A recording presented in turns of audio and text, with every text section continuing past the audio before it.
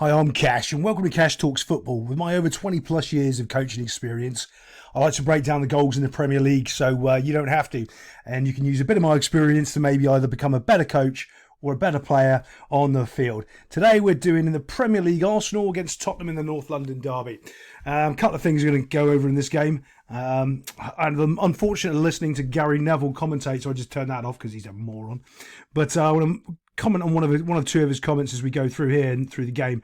But let's go through and show you this first goal here and show you this. First off, Saka's out here, acres of space on his own. You really don't want to do that. You really want to have another player there because basically a lot of their Arsenal's attacking threat comes from this side. To have him 1v1 out here without a close enough defensive midfielder is just awful. But they do, and then they get punished for it. Right, out they come, Bosch, going in. You can see the space is opening up, and that's where he wants to attack. Look at that little gap there, and that's because there isn't that extra midfielder over there, or someone has committed too far forward, and they have given him that space to attack and push into. So that's what he does. Right, off he goes. Bosch attacks into that space, and then he goes to take his shot. Now, body shape is not bad here, but this is what the important thing is when he scores his own goal. Watch his body shape change. Oh, sorry, wrong guy. Watch his body. Oh, his body shape's awful. Sorry, I thought it was this guy, not that guy. His body shape's all wrong. His body shape's right. Look at where his shoulders are, okay? Have a little look. His shoulders are kind of square. His shoulders are kind of going that way. So he's facing that way and he's facing down the field. If the ball hits him, it's going to ricochet this way. If the ball hits him, it's going to ricochet back this way. Let's watch this again. Let's move this forward. Now look at his body shape. You see his shoulders, right? This is the important point about defending.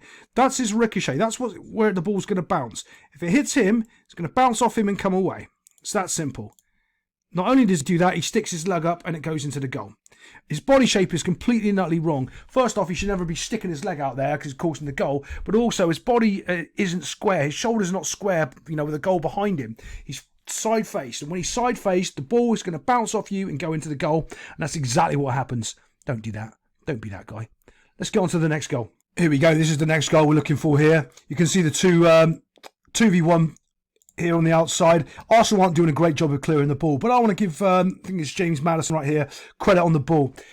First off, he stopped the ball and he's not quick enough. He can stop and turn, but he's waiting for the player. I don't know what it is in the modern era. Players waiting for the other players to get close to him to turn and go and go. And he does. He finally goes again and he gets in behind them, keeps fighting through. It's Saka, who's not obviously the best defensive player in the world, but he does beat him. Wins his little duel there. But this is the important thing. Again, let's look at this. Let's look at these 3v1 in there. This is actually quite good. We're quite happy with that. Yeah, look, we're happy with them on the outside if the ball breaks. But what ends up happening is when he gets through, they break, right? And they leave Son just a little bit on his run in. Do you see that? Watch where his run starts. Watch what he does. Do we see? There he is, right? Buff. Starts to make his run in. As he's there, gone. Taps it into the corner. That little bit of acceleration the defender wasn't ready for. Gets his yard of space. The pass is the key. The pass is quality. And then he just gets his goal. Yeah. Not much you could really do about that. Defensively, you had enough players there. They were just a little bit too good for you.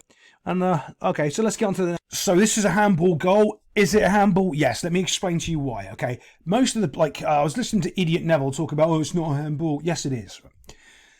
The amount of ex-pros that have no idea about football is amazing. So here's the interesting key part. When the ball gets struck at the goal, okay, is the hand stopping the ball going towards the goal? I'm not uninterested if it's deflected. Does the ball, if it's going towards the goal, hit the hand? Yes. Okay, it's a handball. Now, if the hand is, say, in front of the body, if the hand isn't there and the ball would have hit the body and not the hand, it's not a handball. Do you understand that? So if the hand is in front of your chest and it hits your hand, it would have hit your body. It's not a handball. However, if it's going towards the goal and it hits your hand anyway, and it wouldn't have hit your body if the hand wasn't there, think about that. The hand isn't there. It would have hit the body. Okay, cool. It's a handball if it doesn't, right? So let's look at this forward. As we go forward here, it's going towards the goal. The ball is travelling towards the goal. If it doesn't hit his hand, it would not have hit his body. Do we see that? If it hits his hand, buff, there, bang, it's a penalty. The fact that Gary Neville will turn around and say it's not a penalty is just absolutely absurd. Again, showing his complete stupidity in the game of football. But penalty, goal. Obviously, Saka scores the penalty. Let's get on to the last goal. Here we are looking at this last goal. I think it's Jorginho caught on the ball. Jorginho is one of those players that personally I'd never ever have in my football team. he's just too casual with the ball, and it just isn't good enough for me. But there he is. He's getting 2v1 on the ball. Instead of releasing the ball, he's trying to do something clever, thinking his little skills can be better than that, and he's not good enough, and he gets done by Maddison. It's funny because Maddison gave away a similar opportunity where Arsenal should have scored in a similar vein in the first half, but off they go. Now they're all sorts of trouble.